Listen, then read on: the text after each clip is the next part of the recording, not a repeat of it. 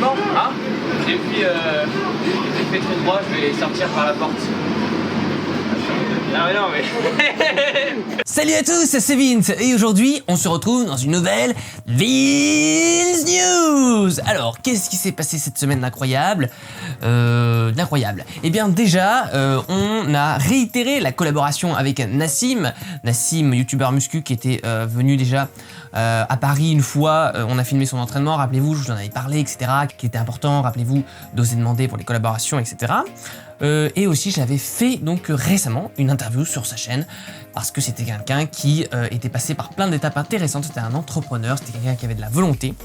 Et c'est aussi quelqu'un de très gentil.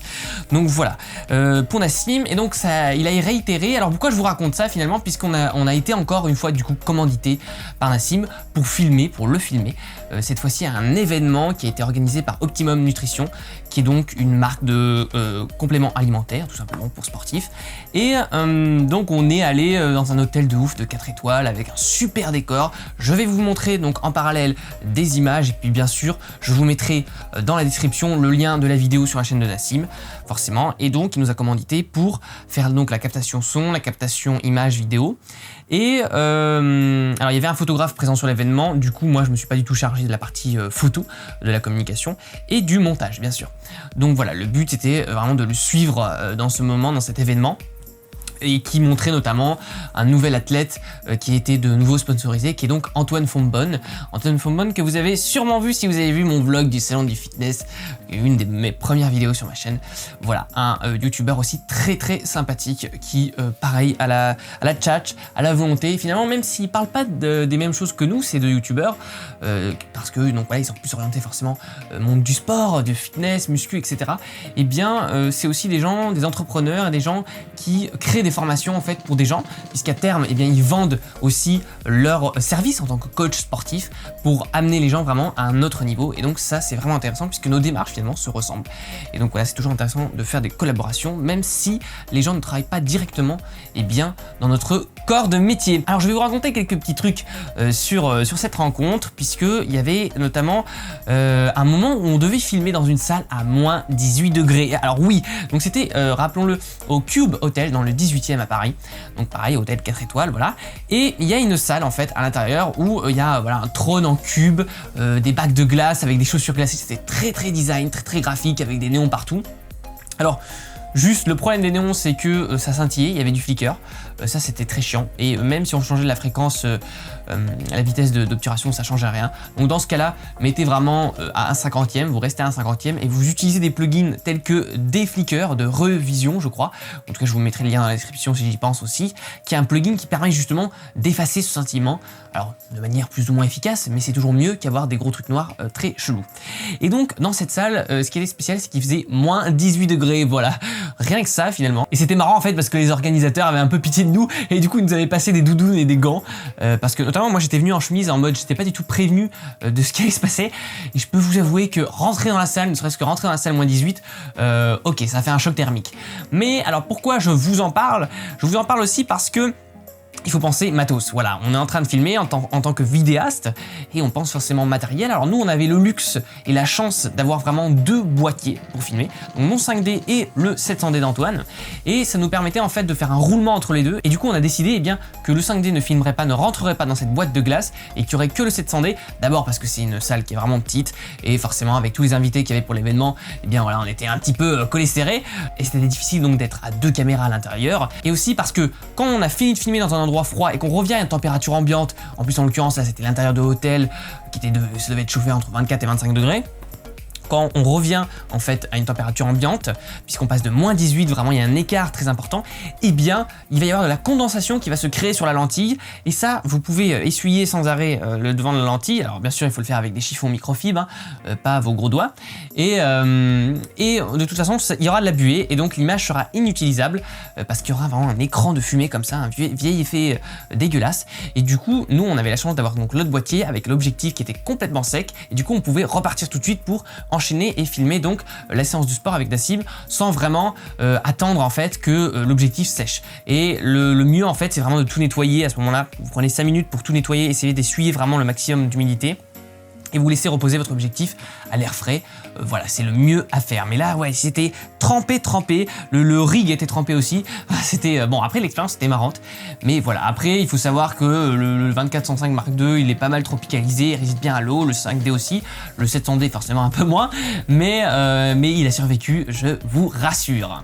Puis juste pour revenir encore une fois à l'intérieur, ce qui est intéressant aussi, c'est que vu qu'il n'y avait qu'une personne sur le duo qui filmait, et bien moi, je me suis transformé en ingénieur son portable puisque je n'avais pas de perche. Mais c'est pas grave, j'ai quand même pris mon Sennheiser avec le câble XLR, le H4n, et j'étais là en train d'essayer de vraiment capter la voix de Nassim puisqu'il y avait la musique à fond derrière. Et dans ce genre d'événement, on peut pas demander en fait aux organisateurs de couper la musique pour problème acoustique, puisque là, le but c'est vraiment de créer une ambiance qui est une interaction entre les gens qui sont présents sur l'événement, et du coup la musique fait intégralement partie de cela. Donc tant pis, il fallait sacrifier un petit peu le son et voilà.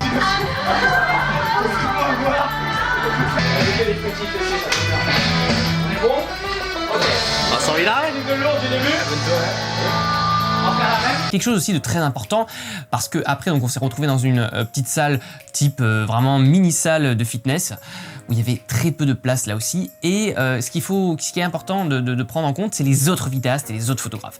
En l'occurrence, donc il y avait un photographe qui était mandaté, voilà, pour faire des photos officielles pour la page de Optimum Nutrition, ça ok. Et après il y avait donc deux ou trois vidéastes qui étaient donc mandatés par différents youtubeurs, instagrammeurs présents en fait sur l'événement, et donc c'est des gens qui vont être à côté de vous sans arrêt, c'est des gens qui vont être en train de filmer aussi, de prendre en photo à peu près le même angle de champ que vous. Donc il faut vraiment faire attention, qu'il y ait vraiment une notion de respect qui s'installe dès le début, c'est-à-dire essayez le plus possible de ne pas les gêner. Quand ils sont en train de filmer, vous vous arrêtez vraiment devant eux, limite, pour bien leur montrer que vous avez vu, vous avez pris en compte qu'ils étaient en train de filmer la scène, que vous n'avez pas voulu la gâcher, parce que eux, en retour, ils le feront pour vous, inconsciemment même, ils le feront pour vous, ils feront attention à ce que vous cadrez.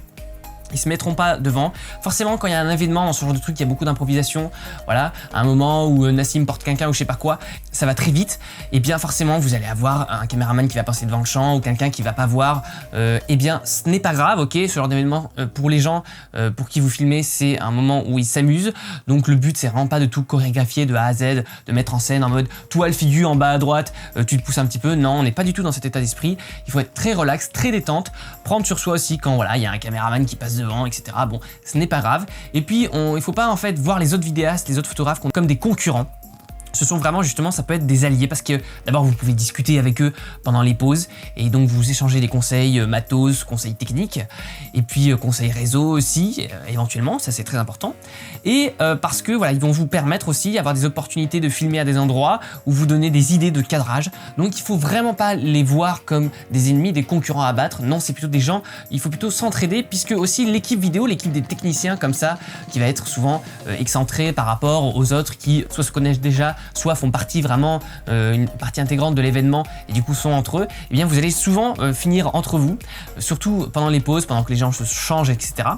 Vous allez finir entre vous et ces moments où vous allez pouvoir discuter, et donc il faut vraiment être dans le bon état d'esprit à ce moment-là. Pensez ensuite à pas surcharger de questions les gens qui vous embauchent, parce que s'ils vous embauchent pour faire une prestation vidéo et audio, et bien c'est pour ne pas se poser les questions justement de la captation, ne pas se poser les questions techniques, ne pas se poser les questions d'angle de champ. Du coup, posez-leur juste les questions générales en mode alors de telle heure à telle heure on va faire ça, de timing je dirais, mais pas de précision. Eux ils sont engagés aussi par donc l'événement, la marque, etc. Il faut les laisser justement s'amuser, profiter, puisque c'est leur rôle à eux, et vous vraiment vous devez vous débrouiller, vous démerder pour trouver les angles de vue. C'est pas à eux de vous permettre d'avoir des opportunités, c'est vraiment vous qui devez vous démerder de A à Z. Et il faut vraiment savoir aussi rester pro dans quel sens? Dans le sens où en l'occurrence, nous on était deux avec Antoine, et quand on nous passe une commande comme ça, eh bien il peut pas y avoir Antoine qui fasse rien à un moment ou moi qui fasse rien, puisque on est commandité pour, alors je sais plus, là c'était de 10h à 14h à peu près, c'était plus 10h, 13h, donc pour 3 heures, et c'est vraiment 3 heures de taf intensif où on doit capter tous les moments, être toujours au taquet. Il faut pas qu'il y ait un moment où on se relâche et on soit en mode oui donc toi tu pensais quoi du match d'hier? Non, non, pas du tout. Et pareil, il y a un moment en fait où il y a une dégustation par la marque de différents produits, où en fait tout le monde était invité à manger. Et là, le but, nous aussi, on était mandatés pour filmer vraiment cette partie du buffet, etc. Et donc, nous, notre job, c'est de filmer, hein, pas de manger, pas de poser la cam et d'aller commencer à picorer dans les assiettes gratos. Ça, peut-être à la fin, quand tout est fini. Mais là, l'objectif premier, c'est de vraiment filmer. Et c'est une attitude, en fait, d'être pro aussi, plus que des compétences, c'est une attitude. Et donc ça, c'est important de l'avoir à l'esprit durant tout le long de la période de shooting. Pareil, dans ce genre de truc, même si vous devez avoir la priorité dans le sens vous devez aller devant les autres pour pouvoir filmer bien, les gens qui vous ont mandaté, il est important de s'effacer le plus possible et de ne pas gêner les autres personnes qui sont présentes dans l'événement. Pas que en tant que vidéaste, mais aussi en tant que participant même à l'événement. En l'occurrence ici c'était des sportifs. Le but c'est qu'ils passent un bon moment et que c'est à vous en fait de vous effacer, de vous mettre dans les coins, de vous débrouiller en fait pour pas interrompre les discussions, pour pas interrompre finalement le mouvement, l'énergie qui se dégage. C'est vraiment à vous de vous adapter et ça j'insiste parce que c'est important. Voilà. Et puis pour finir dans tout ça, puisque c'était quand même vachement marrant, je dirais qu'il faut penser aussi à la plateforme sur laquelle la vidéo va être diffusée pour ce qui est du rapport qualité. Alors forcément si on vous mandate c'est parce que vous avez une capacité, un œil, un cadrage particulier, que vous savez bien étalonner, que vous savez faire de beaux plans, mais quand le but c'est de mettre une vidéo sur YouTube et que c'est pour une audience qui n'est pas disons qualifiée, spécialisée bien dans l'image, en l'occurrence ici ce sont des gens, des sportifs pour Nassim, bien peu importe qu'il y ait un peu de grain sur la photo, peu importe qu'il y ait un peu de grain dans l'image, mais par contre il vaut mieux voir, donc notamment en intérieur, donc à l'endroit où il fait moins 18 degrés, on était au 700D et j'ai pas hésité donc à booster les ISO quoi. Vraiment n'hésitez pas à aller à 1600, 3200, même si c'est un 700D finalement, puisque ce qui est important c'est que ça soit bien exposé, c'est pas grave si c'est un peu bruité, parce que ce genre de communauté là, elle est habituée aux stories Insta qui sont faits au portable, aux vidéos un peu en moins bonne qualité, donc ce n'est pas dramatique. Voilà, c'était une expérience intéressante que j'avais envie de partager avec vous. J'espère que cette petite Vince News vous aura plu. Et puis nous, avant que vous partez, n'oubliez pas que vous pouvez télécharger gratuitement mon livre Comment devenir un meilleur photographe, où je vous donne comme ça aussi plein d'astuces pour améliorer votre workflow, vos techniques. Et puis nous, on se retrouve très vite pour de prochaines aventures. Salut à tous!